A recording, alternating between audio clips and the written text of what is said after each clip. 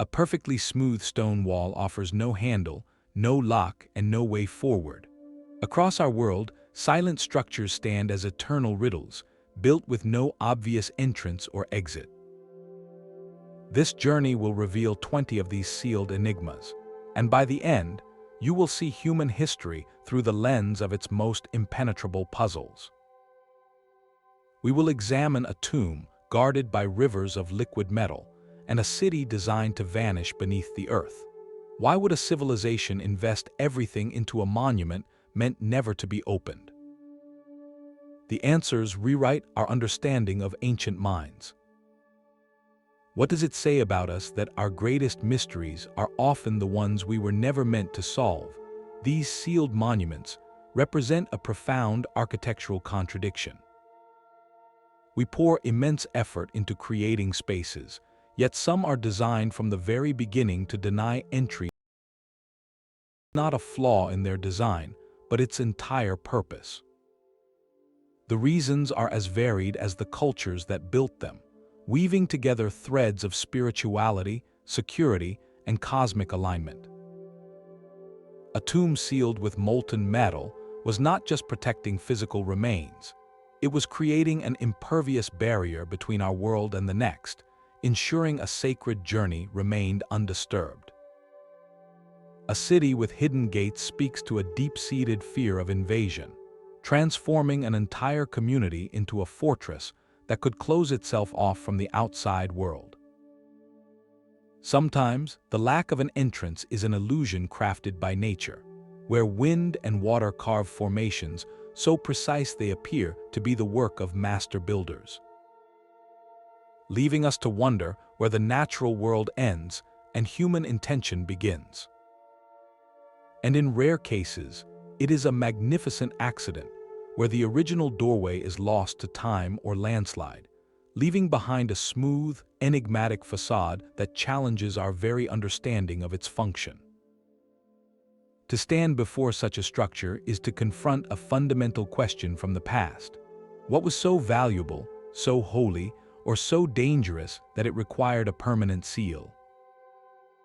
The answer is never simple, but it always points to the deepest priorities of a civilization, their beliefs about eternity, and their enduring desire to create something that would outlast not just themselves, but any attempt to uncover their secrets. This definition itself is a kind of key, one that unlocks a very specific category of mystery.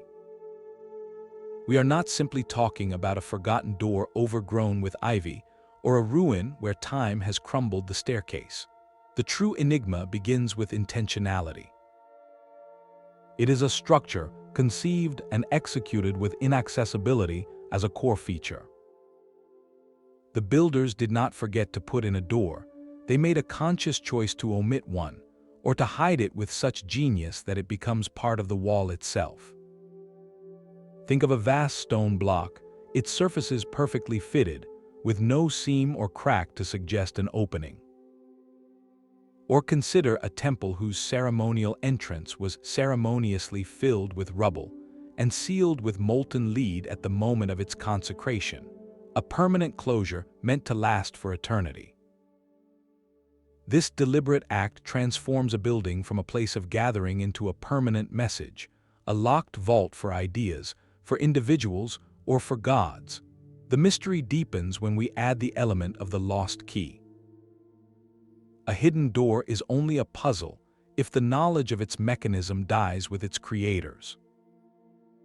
Many of these sites likely had entrances known to a select few, a secret priesthood or a royal lineage that guarded the knowledge as fiercely as the space itself.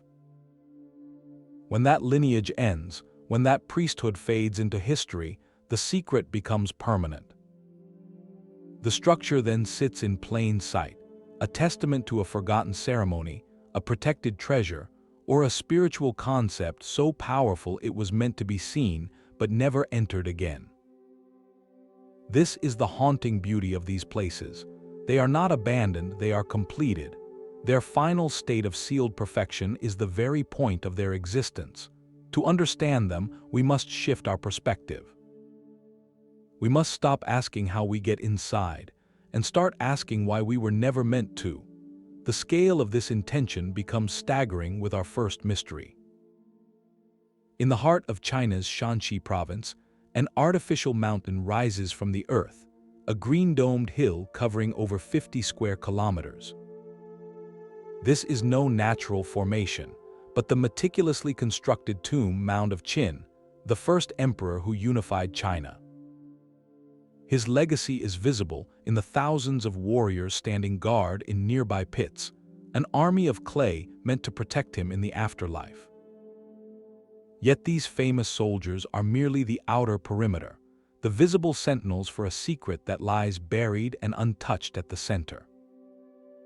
The emperor's actual resting place, a vast underground palace described in ancient texts, has never been opened. For over 2,000 years, it has remained a sealed vault beneath that grassy hill. Historical accounts from the great historian Sima paint an almost mythical picture of the interior.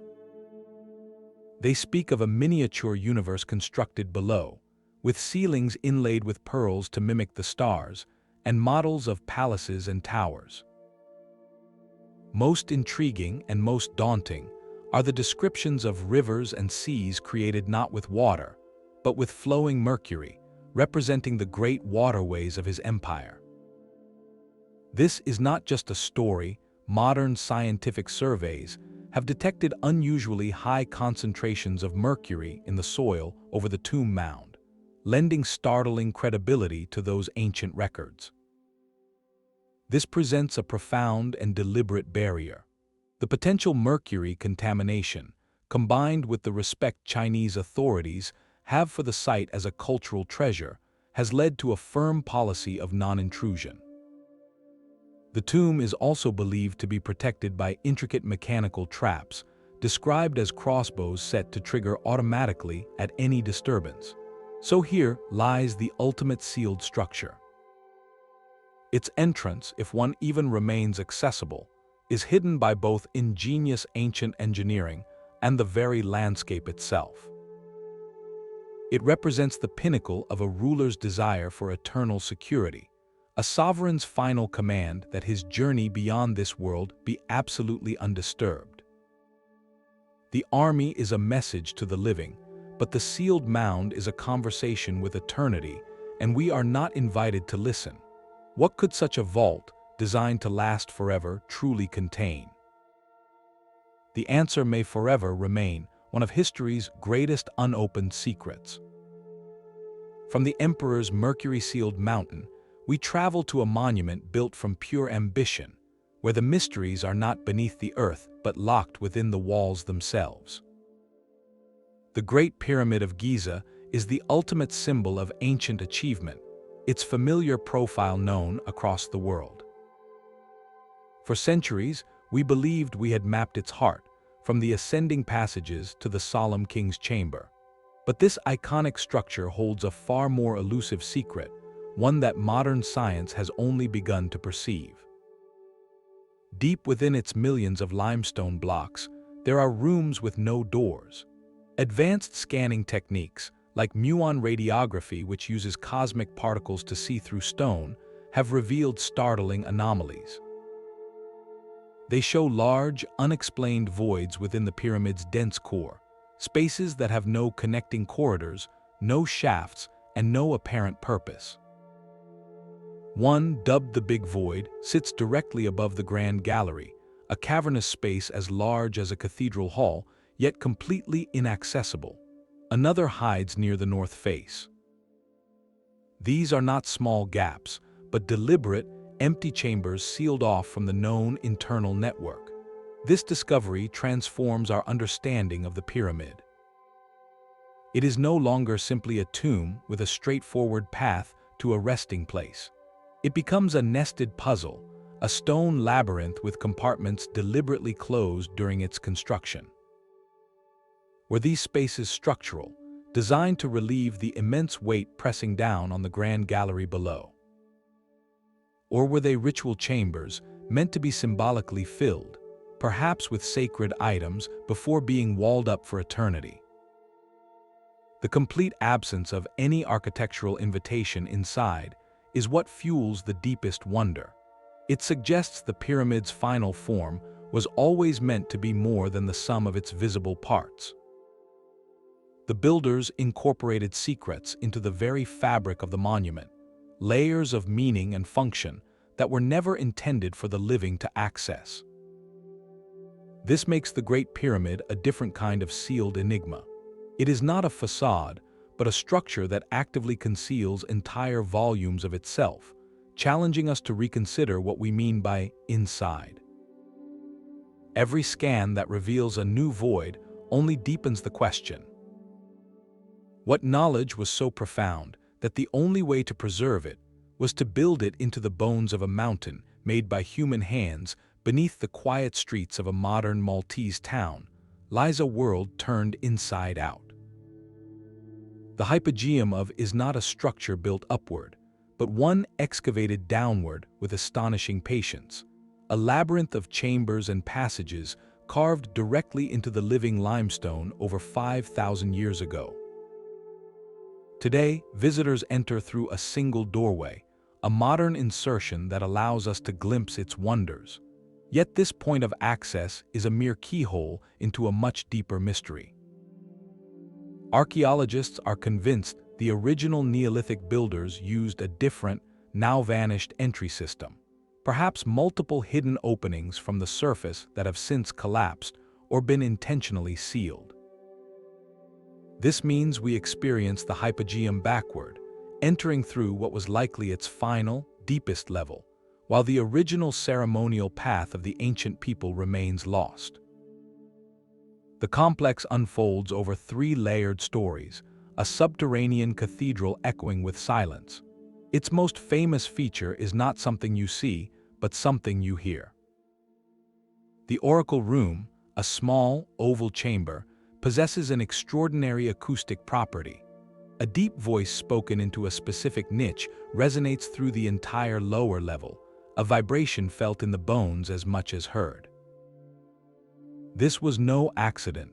The architecture was carefully sculpted to create this effect, suggesting sound itself was a sacred component of the rituals performed here. The discovery of the remains of thousands of individuals points to its long use as a collective resting place, a sacred repository for an entire community across generations. But the sheer scale and intricate carving hint at a purpose far beyond simple burial.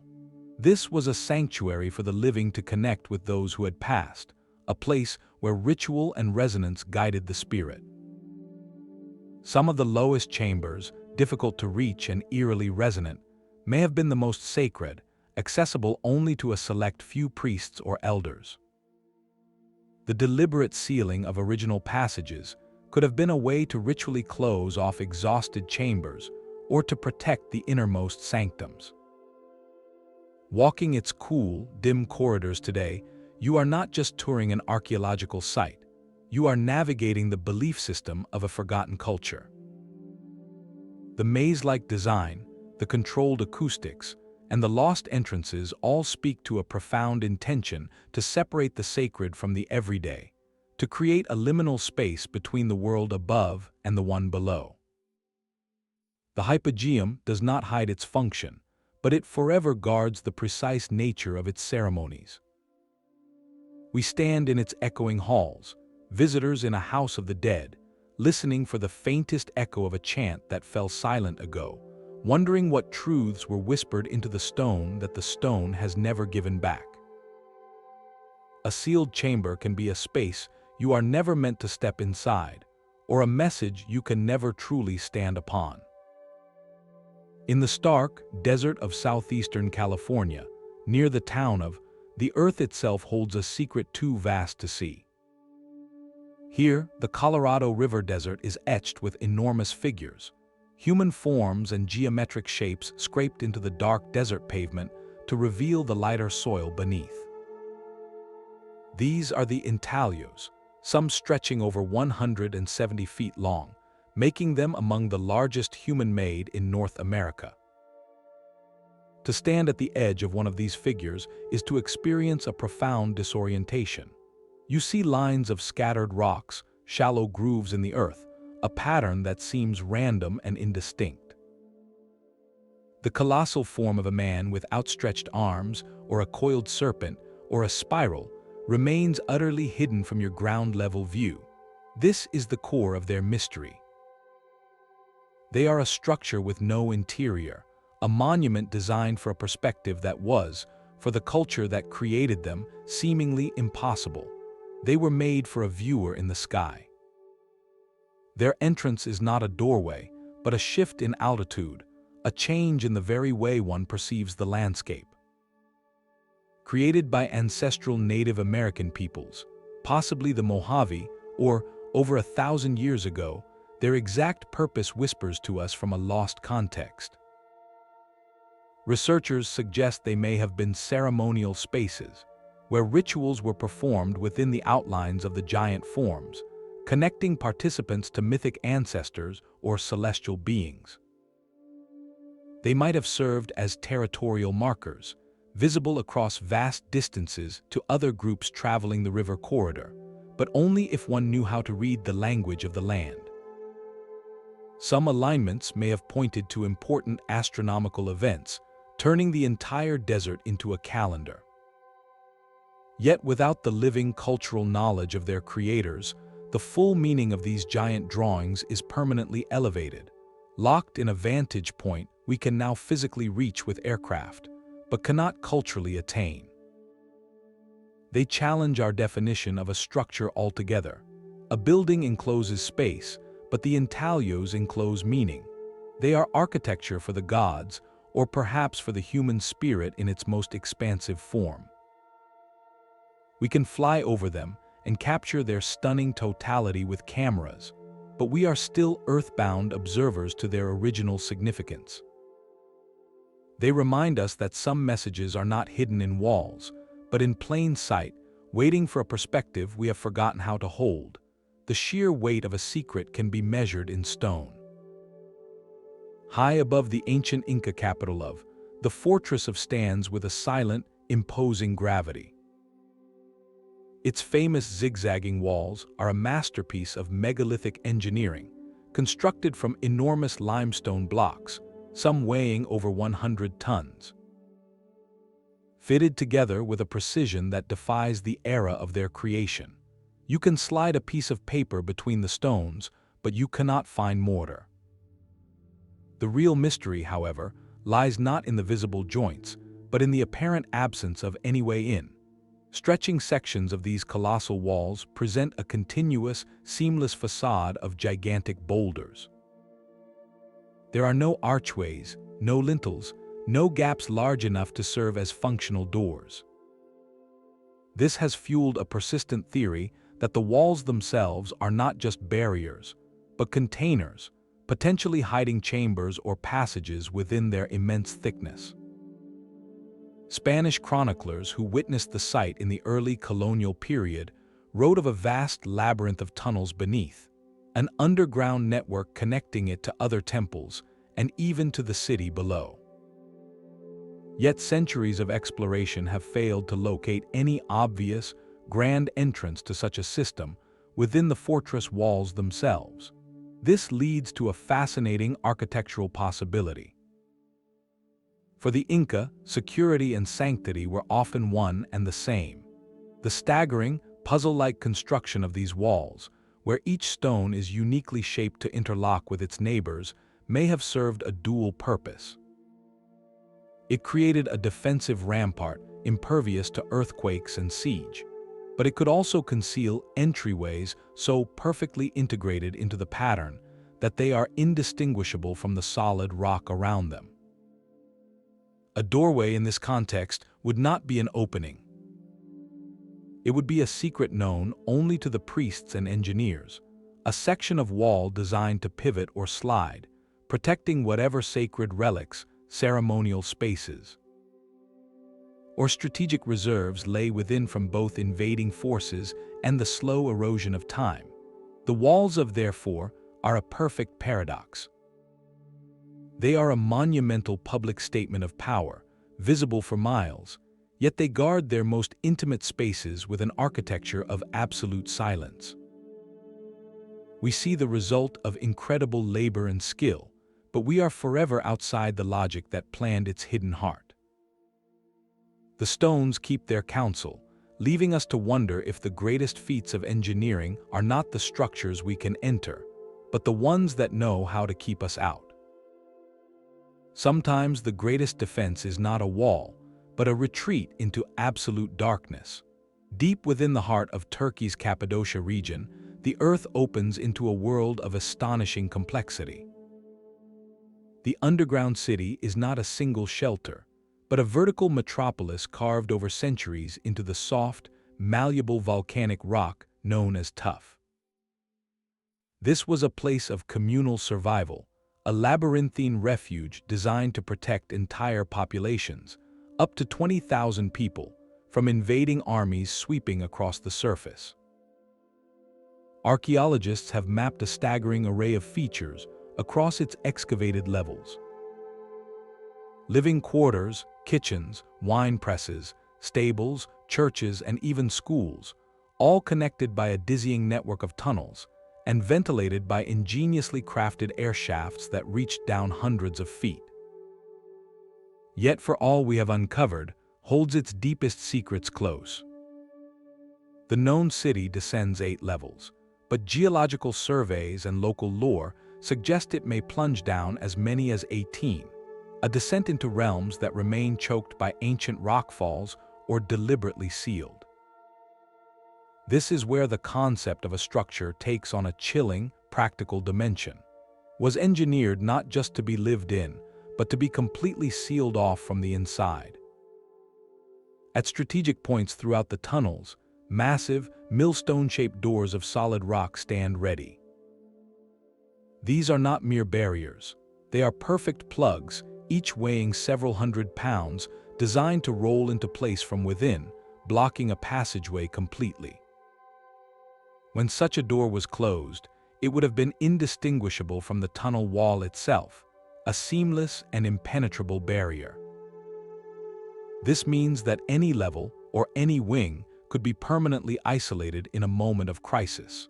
The distinction between a temporarily secured area and a forever lost chamber was terrifyingly thin. A community fleeing upward might roll shut the door behind them, condemning a lower level to eternal silence, whether it was empty or not. The very rock that provided safety could become a permanent tomb, not out of malice, but as the final, desperate act of a defense protocol. Today, as we walk the lit and reinforced upper levels, we are walking through a monument to communal anxiety. Every branching tunnel that ends in rubble, every shaft that drops into unexplored blackness whispers the same question: what lies sealed below? Are there deeper churches with forgotten frescoes, or storehouses still holding supplies for a siege that never ended? Presents a unique kind of mystery. Its missing doors are not absent, they are closed, rolled into place ago by hands that believed they might one day return. That day never came, leaving us with a puzzle that is both architectural and profoundly human. How deep does the need for sanctuary go? And at what point does a refuge become a permanent, sealed monument to the fear that created it? The silent guardians of hold a secret above their eyes. Those immense stone figures gazing inland are only half the story. Perched atop many of their heads rest the massive cylinders of red volcanic scoria weighing up to 12 tons each.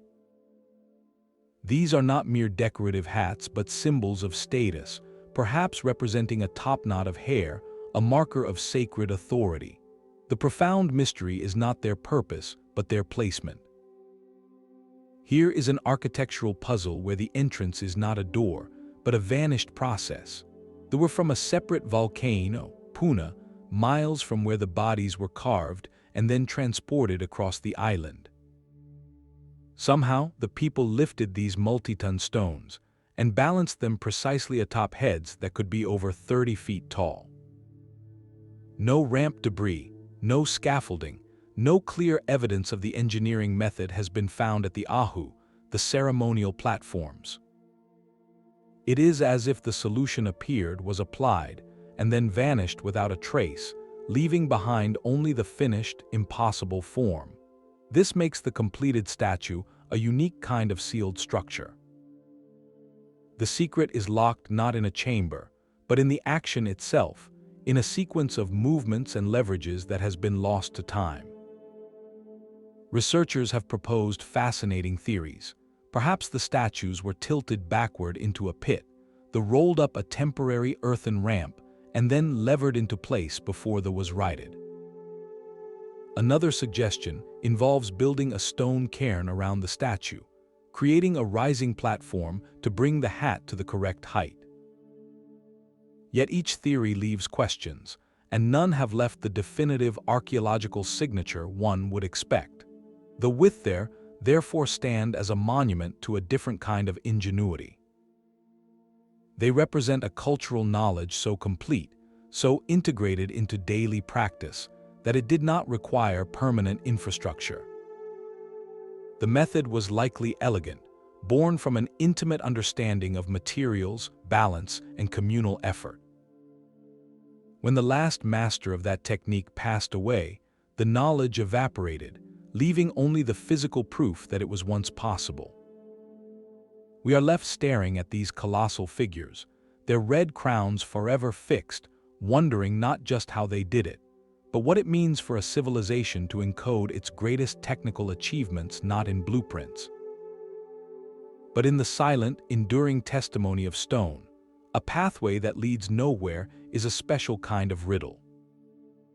In the arid plains of southern Peru, the lines stretch across nearly 1,000 square kilometers of desert, a vast canvas of geometric shapes and animal figures etched into the dark surface.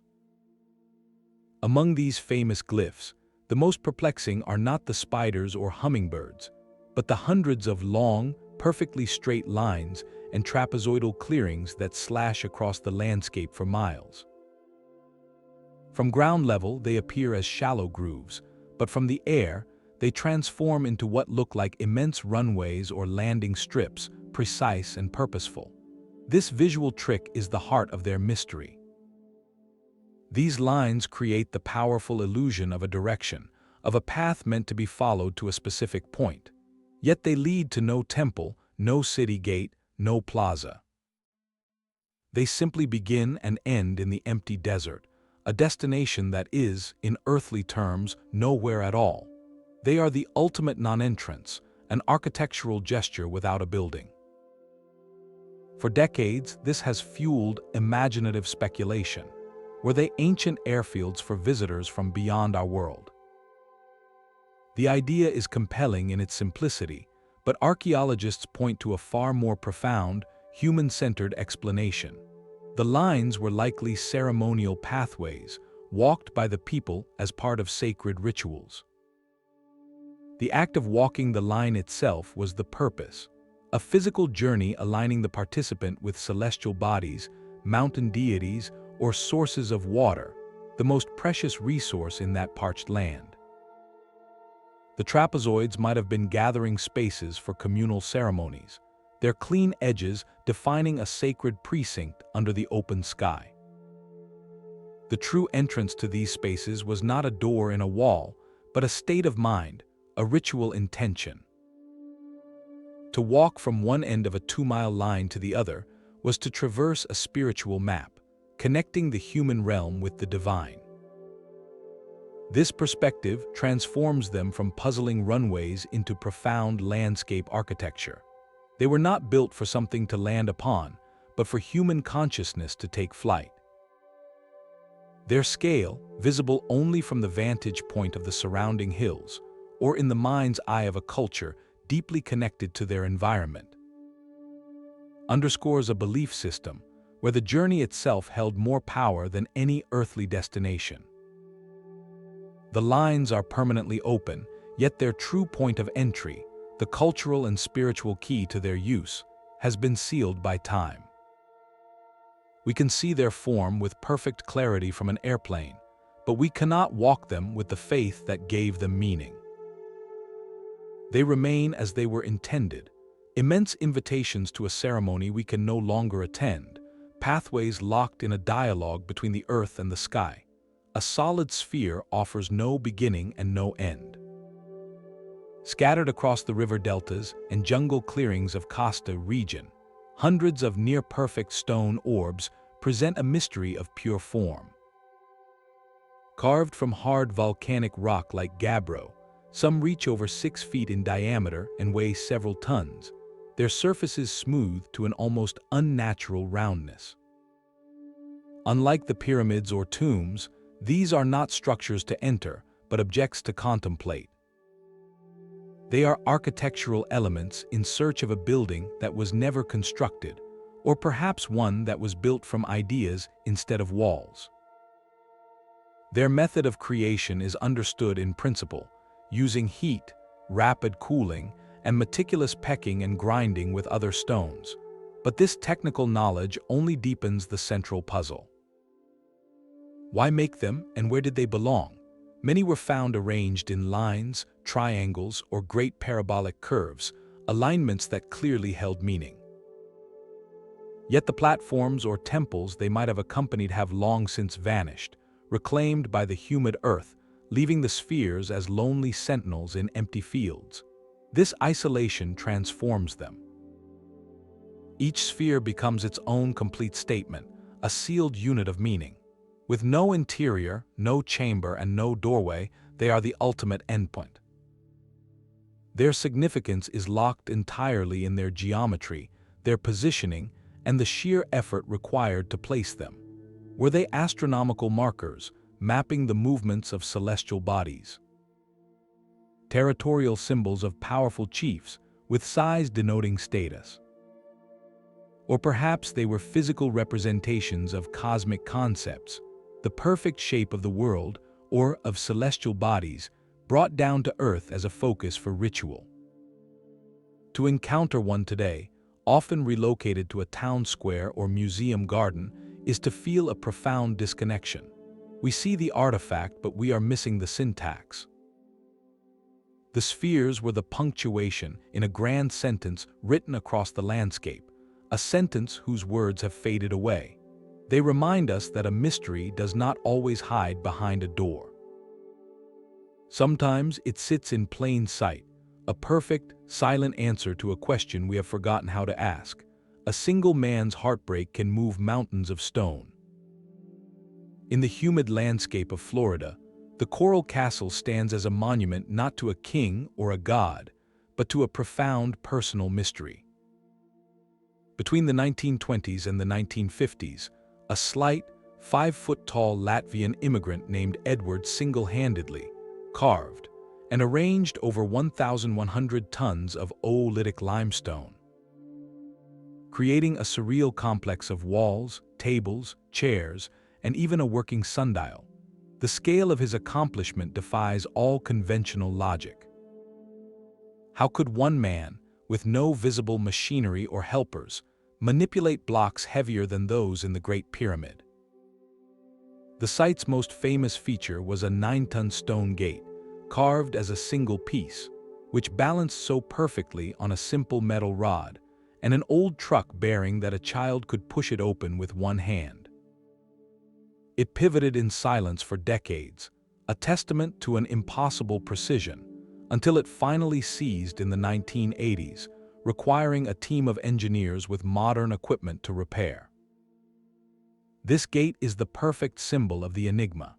While visitors can freely walk through the archways of the Coral Castle today, the entrance to its construction secrets remains forever closed. Was famously secretive, working largely at night and shrouding his worksite with tarps. When asked how he achieved these feats, he would only offer cryptic hints, claiming to have rediscovered the lost building secrets of the ancient Egyptians and to understand the true laws of magnetism and celestial force. He spoke of perceiving the individual magnets within every atom of matter and knowing how to harness their alignment. Whether this was genuine insight or elaborate metaphor, the result is undeniable. The stones are cut with clean, sharp angles and fitted together without mortar. A 22-ton obelisk points skyward. A massive rocking chair, carved from a single block, actually moves. With no witnesses, no blueprints, and only his cryptic pamphlets as a guide, took his methods to his final resting place. Was he a genius who unlocked a simple, forgotten principle of leverage and balance? Or did he, as he implied, tap into a fundamental energy of the universe, using a knowledge that modern science has yet to formally recognize? The Coral Castle is unique on our list. It is not ancient, nor is it sealed in a physical sense. Yet it represents a different kind of impenetrable structure. The walls are open, but the mind of the builder is a sealed chamber. We can admire the product, but the process, the true doorway into this wonder, swung shut with the life of one lonely, determined man. It stands as a permanent challenge, not just to archaeologists, but to physicists and engineers, a puzzle built not to keep us out, but to make us wonder how we were ever left outside. The horizon itself can become a sacred doorway. In the quiet farmlands of central Germany, a pattern in a wheat field revealed a structure that captures the sky. The circle is a Neolithic monument so subtle that it existed only as a faint discoloration in the soil, visible from the air. When archaeologists excavated, they uncovered not a building, but a definition. 3 concentric circular ditches, each over 200 feet across, were dug into the earth, and within them stood a double ring of wooden posts, forming a vast, open-air palisade. This was a space created not by walls, but by boundaries, a ritual arena sealed off from the everyday world by its very design. The genius of the enclosure lies in its 3 precise gateways. 2 align perfectly with the sunrise and sunset of the winter solstice, while a third points to the summer solstice sunrise. On the shortest day of the year, sunlight would have streamed through the southwestern gate, a beam of light cutting across the center of the circle to exit through the southeastern gate, marking the sun's lowest arc with dramatic, observable precision. This makes it one of Europe's oldest known solar observatories, a sophisticated calendar carved into the landscape over 7,000 years ago. Yet the deeper mystery is what happened inside this defined space, because the circle offers no entrance to anything else. There are no remains of houses, no storage pits, no permanent buildings of any kind. It was a pure, empty stage, a sealed ceremonial arena used only for specific moments in the celestial year. This lack of domestic clutter is what makes it so enigmatic. Its function was entirely contained within its circular boundary and the celestial events it marked. It was likely a place of gathering, of rituals that welcomed the sun's return at the winter solstice, a vital moment for early farming communities fearing the endless dark. The wooden post may have served as a backdrop for processions, or perhaps as a frame to chart the movement of stars. But when the ceremony ended, the people left, taking every object and tool with them, leaving the earth bare. This intentional emptiness is its own kind of architecture. It creates a vessel for experience rather than a shelter for things. The circle challenges our need for tangible evidence. It provides no artifacts to display, no grand statues to decipher. Its meaning is locked in a moment, the alignment of light, the gathering of people, the shared observation of a cosmic cycle. We can stand at its center and see the same solstice alignment its builders saw, but we cannot hear the chants or understand the prayers that filled that empty, sacred space. It is a monument to a relationship with the cosmos, a structure whose only lasting content was the sky itself. Beneath the waves, a staircase climbs toward a drowned sky. Off the southern tip of Japan's island, resting in clear, blue water some 80 feet below the surface, lies a formation that challenges the very boundary between nature and human creation. Known as the Monument, this massive sandstone structure rises from the sea floor like a forgotten ziggurat, a series of sharp, flat terraces connected by near-perpendicular walls and what look unmistakably like steps. Discovered by a diver in the 1980s, it has ignited a passionate debate that continues to this day. Is this a stunning example of natural geology, shaped over by powerful ocean currents and tectonic shifts? Or are we looking at the ruins of a ceremonial platform, a fortress, or even a sunken city, carved by human hands in a time when this area was above water? The evidence is tantalizingly ambiguous. Proponents of the artificial theory point to the structure's clean, 90-degree angles, its parallel channels, and a feature that resembles a carved human face. They argue that the regularity is simply too precise, too architectural to be purely random. Geologists counter that the sandstone in this region naturally fractures along straight planes due to seismic activity, and that marine life has eroded the rock into these dramatic, step-like formations. The truth may lie somewhere in between, a natural formation that was later modified and enhanced by ancient people for their own purposes, a sacred site sculpted from a convenient geological canvas. This ambiguity, however, deepens the central mystery of access. If this was indeed a place built or used by people, where are its entrances? Where are the doorways, the gates, the paths of approach? The answer is that they are hidden by the most effective sealant of all, the Pacific Ocean. Any openings, any portals or passages it may have possessed, have been buried under thousands of years of sediment, encrusted with thick layers of coral, and smoothed by the relentless motion of the sea. It is a structure that is not just sealed, but submerged, its secrets locked under both geological process and literal tons of water. This places it in a unique category. It represents a potentially lost chapter of human history, a possible prehistoric architectural tradition that existed on land now claimed by the sea. To dive around its monolithic forms is to experience a profound disorientation, a feeling of wandering through the skeleton of a building whose purpose and plan are written in a language the waves have erased. Whether a masterpiece of nature or a monument of humanity, the formation stands as a silent sentinel in the deep, a reminder that some of our greatest mysteries are not buried in the earth, but sleep beneath the shifting, eternal blue. A chamber can be so vast it swallows its own history. In the Chinese province of Zhejiang, the caves present an enigma of staggering scale and silence. Discovered by chance in 1992 by a local farmer draining a pond, these are not natural caverns, but a colossal, man-made complex.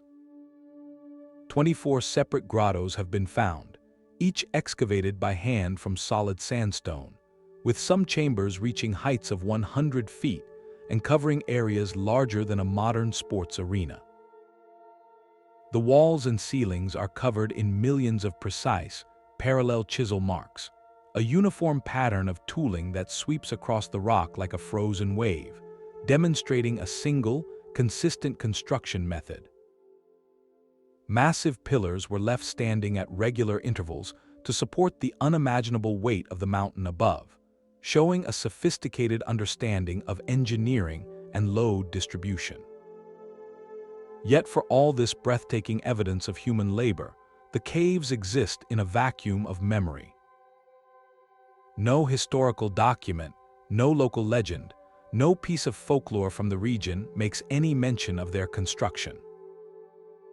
It is as if thousands of workers toiled for generations, removing an estimated 1 million cubic meters of stone, and then simply agreed to forget the entire endeavor. This is where the mystery of the sealed entrance takes a conceptual turn. We can walk into the caves today through modern openings, but the original portals, the points where the ancient diggers first broke ground, and more critically, where they removed all that excavated rock, have vanished. The logistical puzzle is immense. Where did they put the debris? How did they light such deep, broad spaces to maintain their precise angles and flat ceilings? The scale of waste material alone would have formed a small mountain nearby, yet no such spoil heap has ever been identified. The construction process itself is the sealed chamber, a room of logistical secrets to which we have lost the key. The purpose of the caves deepens the silence. They show no signs of habitation, no burial niches, no obvious religious iconography. The effort involved is so disproportionate to any practical use, we can discern that it points toward a purpose of profound cultural or spiritual significance. One that perhaps ended the moment the last chisel stroke was made. The caves stand as a monument to a collective act of amnesia. They force us to ask what kind of project is so complete in its own execution that its very memory becomes unnecessary, its methods so perfected they could be abandoned without a trace.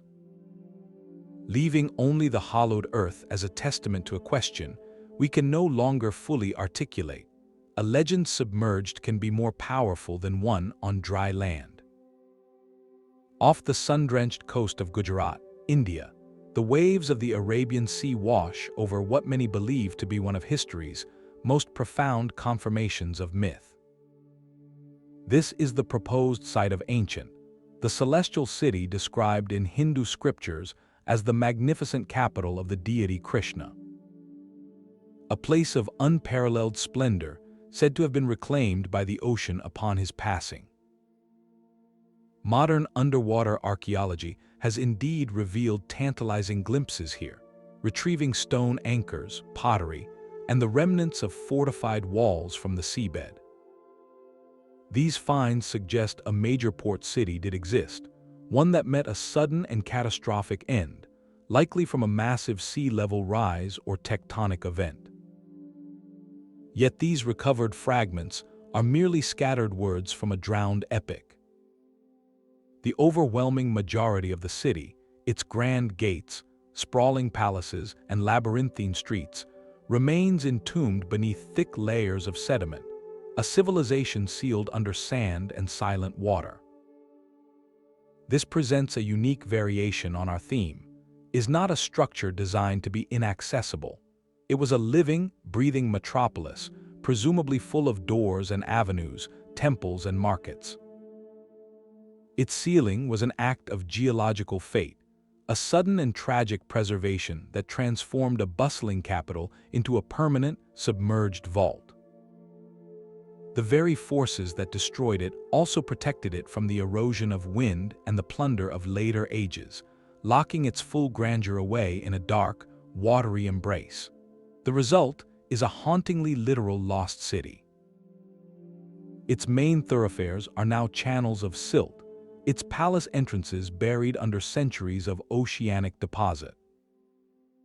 To dive the site is to hover above a ghostly outline, where the mind must reconstruct the soaring spires and crowded bazaars from the faint, geometric shadows on the. This makes a different kind of mystery. The challenge is not deciphering an intentional architectural code, but physically penetrating a natural sarcophagus of sand and time. Every artifact recovered feels like a message in a bottle, washed free of its protective tomb by the currents of chance. The city's complete layout, its scale, and the true extent of its connection to the sacred texts remain hidden, promising that the most spectacular revelations likely still lie buried, waiting for technology and tied to a line. Stands as a testament to a culture's deepest memories, a potential bridge between scripture and stone, forever half revealed. Forever inviting us to wonder what magnificent truths still sleep beneath the next layer of sand. A hill can hold a secret so large we mistake it for the landscape itself. In the heart of Bosnia and Herzegovina, the hill rises with an almost unsettling symmetry, its forested slopes forming what looks to the eye like four distinct, triangular faces. To some, this is not a hill at all, but the Bosnian Pyramid of the Sun, a colossal, ancient structure purposefully built and then cloaked in earth and vegetation. The claim, spearheaded by researcher, has ignited one of the most passionate archaeological debates of our time. Proponents point to features that feel deliberately placed, from what appear to be extensive, paved stone terraces on the slopes to a complex network of underground tunnels, like the nearby tunnels, which show clear signs of human modification. Ground-penetrating radar scans have suggested the presence of anomalous chambers and voids deep within the hill, spaces with no visible way in. This is the core of the mystery. If these chambers are real and man-made, they represent a classic sealed structure, rooms constructed and then intentionally closed off. Their entrances buried or disguised so completely that they have become part of the mountain. Mainstream archaeology, however, views as a striking example of a natural geological formation, a flat-topped hill common to the region whose shape is the result of erosion and ancient sedimentary layers. The apparent terraces could be natural rock strata, and the tunnels could be prehistoric mines or natural fissures later utilized by humans. This scientific skepticism is firm, yet it cannot entirely dismiss the haunting question posed by the hill's form. Why does this particular landform feel so intentionally monumental? The debate itself becomes part of the enigma. The lack of a clear, grand entrance, a definitive doorway proclaiming human artistry, is what allows the mystery to breathe. It transforms the entire hill into a riddle. Every unusual rock formation becomes a potential artifact, every subsurface anomaly a hint of a hidden hall. This phenomenon shows us how a sealed space, or the suggestion of one, operates on the imagination. When we cannot enter, we are forced to interpret the exterior with profound attention. The hill, whether a natural wonder or a lost pyramid, demonstrates that the most compelling structures are often those that offer no invitation. They stand as silent questions, challenging us to decide if we are looking at a masterpiece of nature or a monument of human ambition, so old it has become the land itself. The truth may be sealed within, leaving us to wonder if some mysteries persist not because they are hidden, but because we are still learning how to see. The landscape itself can become a field of silent guardians. Scattered across the valleys of Yemen, the bin stand like stone sentinels from a forgotten age. These are not ruins in the traditional sense, but monuments of absolute finality, built during the pre-Islamic period. Their forms are simple yet striking, resembling giant beehives or weathered stone tents, each one a massive cairn of carefully stacked rock rising from the earth. Their mystery lies in their completeness. Many are solid throughout, immense piles of stone with no cavity at all. Others might contain a small, sealed chamber, but they offer no doorway, no corridor, no architectural feature that invites entry. The opening, if one exists, is a tiny, sealed portal, often placed high up on the structure, impossible to reach and never intended for any living person to pass through. These are not buildings to be entered, but statements to be witnessed. They were likely tombs or memorials, their purpose to permanently house and protect what was placed inside, or to mark the presence of an individual or family with an enduring, impenetrable symbol. The effort to construct them was not about creating a space for the living, but about creating a permanent boundary between the world of the living and the resting place within. They turn the concept of a tomb inside out. Instead of a chamber hidden beneath the ground, they place the protective structure in full view, making the act of sealing the very point of their architecture. To stand among them is to walk through a cemetery where every grave is a miniature, inaccessible fortress. The meaning of these stone tents is locked away, internalized by the structures themselves. They do not whisper their stories through carvings or offer clues through artifacts left in an open chamber. They simply are, imposing and silent, marking the land with a permanence that defies the centuries. They remind us that commemoration can take the form of a perfect seal, a memorial so focused on protection and permanence that it becomes a monument to the act of closing a door forever. In their stark, simple forms, they ask us to consider what a culture values enough to hide in plain sight, guarded not by locks, but by the sheer, silent weight of stone. A monument can speak in many tongues and still say nothing of its maker. In the quiet farmland of County, Georgia, a stark granite structure rose in 1980, a modern Stonehenge erected not by ancient priests, but by a man using the pseudonym R.C. Christian. The Georgia consisted of 4 massive slabs supporting a capstone, all inscribed with 10 guiding principles for humanity in 8 different languages, a message for a future age. It offered advice on maintaining population, balancing nature, and seeking harmony. Yet for all its public pronouncements, the monument was a fortress of anonymity. Its physical form was open to the sky, but the identity and true motivations of its sponsors were sealed away with absolute finality. The man known as R.C. Christian vanished after overseeing its installation, leaving behind only a small plaque naming the small group that helped and a local banker as the intermediary. This created a profound, modern enigma. Here was a structure with no locked door, no hidden chamber, yet its origin story was a wall with no entrance.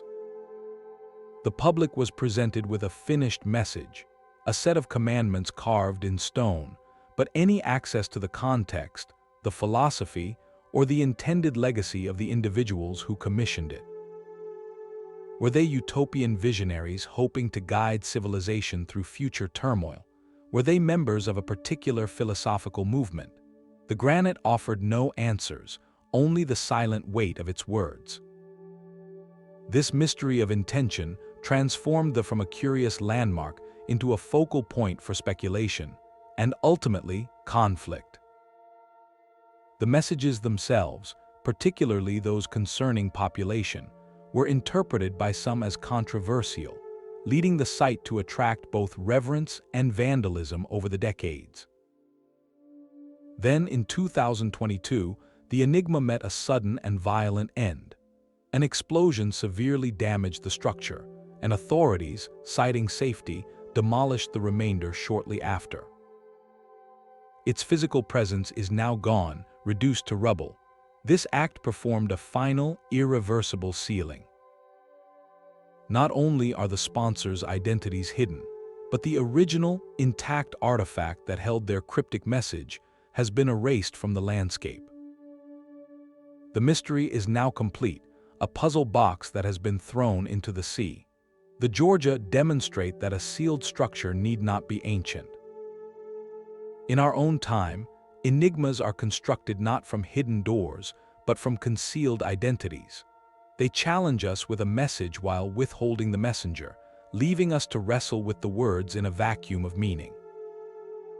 Its destruction did not solve the riddle, it cemented it, proving that sometimes the most impenetrable barrier is not stone, but silence. A legend can be so immense it vanishes beneath its own reputation.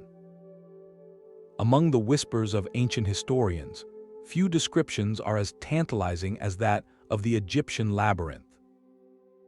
The Greek writer Herodotus, who claimed to have seen it in the 5th century BCE, described it with awe, a structure he considered even more astonishing than the pyramids themselves. He wrote of a vast complex near lake in the region, built as a grand funerary monument for the pharaoh III.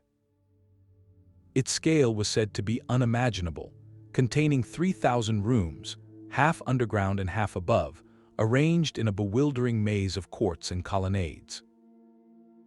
For centuries, this account was treated as a traveler's exaggeration, a mythic echo of Egypt's grandeur. Yet the search for this lost labyrinth represents a different kind of architectural mystery. Here, the sealed entrance is not a hidden door in a known wall, it is the entire landscape. The very ground of is the lock, and we have yet to find the keyhole. If the labyrinth existed, its sprawling layout and its grand ceremonial gateways are not just hidden, they are geographically lost, swallowed by shifting sands and the silt of.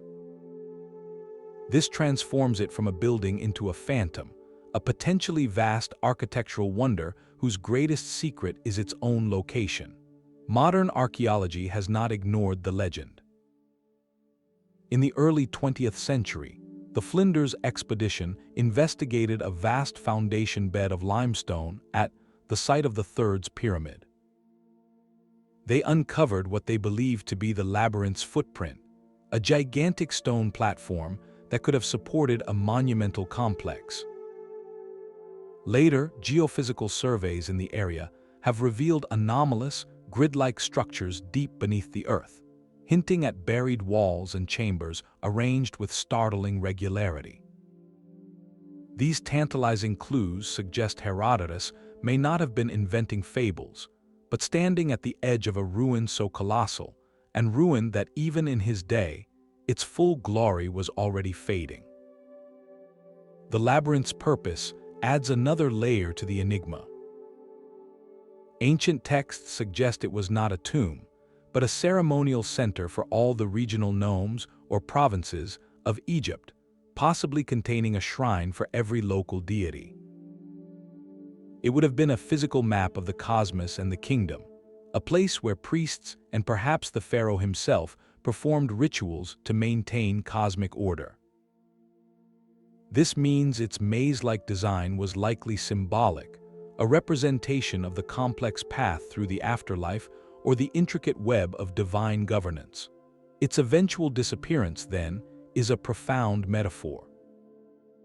The labyrinth, designed to embody the order of the universe, was ultimately claimed by chaos, by the relentless entropic drift of the desert. The search for it today is an act of profound optimism, a quest for a threshold that may have crumbled to dust 2,000 years ago. It forces us to confront a haunting possibility, that some of history's greatest structures are hidden not by clever design or molten metal, but by the simple, overwhelming passage of time. They become sealed not with intention, but with forgetfulness, leaving us to sift the sands for echoes of a wonder we can only describe, but may never truly find. The scale of human communication can stretch beyond any single monument into the very skin of the earth. High on the Bolivian Altiplano, near the dormant volcano, lies an ancient network so immense it defies ground-level comprehension. These are the lines, a web of thousands upon thousands of perfectly straight paths, etched into the dark desert pavement over centuries, perhaps, by indigenous Aymara people. From the ground, an individual line appears as a simple, shallow groove, a footpath vanishing into the distance. But from the air, the truth reveals itself in staggering fashion. The lines do not run randomly, they intersect and radiate, connecting ancient villages, burial towers, and mountain shrines in a geometric tapestry that blankets an area larger than some modern nations. This is not a collection of separate drawings, but a single, unified structure woven across 500 square miles of some of the planet's most challenging terrain. Its architecture is pure direction. Each line is a vector, a statement of connection between 2 points in a sacred geography. Yet as a linear structure, it possesses no doorway, no interior space in any conventional sense. You cannot enter a line, you can only follow it. Its entrance is a commitment to the journey itself, a physical and spiritual traversal from one point of significance to another. The true structure is the collective pattern, the web itself, a monument built not from stone but from relationship. The effort involved is almost beyond imagining. Maintaining these straight paths across rolling hills and rocky outcrops required generations of communal upkeep, a continuous act of cultural memory and shared purpose. This raises the profound question sealed within the landscape. Were these lines pilgrimage routes, guiding people to ceremonial sites during specific festivals? Were they territorial markers, mapping clan relationships and resource rights across the vast plain? Or did they serve an astronomical function, aligning with celestial events on the distant horizon? The answers are held within the living cultural knowledge that planned them, knowledge that has been reshaped by centuries of change.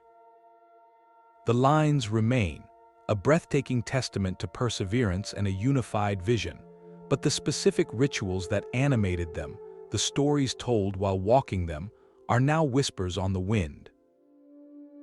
They transform the entire Altiplano into a single, open-air cathedral, with paths for aisles and mountains for altars.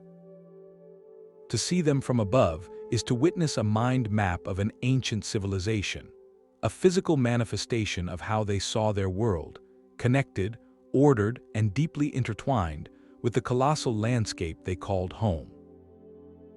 The mystery is not one of hidden chambers, but of hidden conversations, a dialogue between communities and their environment written in lines so long they can only be read by the sky. A wall of stone can be a question written in the language of the earth itself.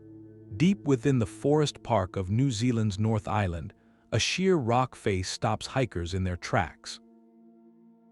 The wall presents itself not as a cliff, but as a series of colossal, stone blocks, each appearing to be cut with startling precision. The edges look straight, the corners suggest right angles, and the entire formation rises like the meticulously stacked foundation of a fortress that was never completed. To the untrained eye, it is an unmistakable relic of human engineering, a grand staircase built for giants or a defensive rampart from a mythic age. This visual impression is so powerful it compels a single, urgent question. Are we looking at the last sealed remnant of a lost civilization, or is nature capable of a perfect architectural forgery? The debate that surrounds this silent wall cuts to the very heart of how we distinguish human intention from natural wonder. Geologists point to the well-understood process of jointing. The rock here is volcanic, and as it cooled and was uplifted over eons, immense pressures created natural fracture lines within it. Weathering then exploits these lines, causing slabs to separate and sometimes tumble away, leaving behind faces that can appear artificially flat and angular. In this view, the wall is a spectacular example of this geological artistry, a coincidence of fracturing and erosion that mimics human design with uncanny accuracy. Yet, for those who see the hand of the past at work, the sheer regularity of the blocks, their seemingly uniform height, and the overall tiered structure feel too deliberate to dismiss. They propose it could be a terraced foundation platform, a pas-site fortification, or a ceremonial platform constructed by early Polynesian settlers. Perhaps a group whose history was lost in the great voyages across the Pacific. If this theory holds, then the wall transforms from a curious rock face into a profound tragedy of history. It becomes a sealed structure in the most absolute sense. Any entrance it once guarded, any wooden meeting house or palisade that stood upon it, any gateway that led into a thriving community, has vanished without a trace, consumed by the relentless forest.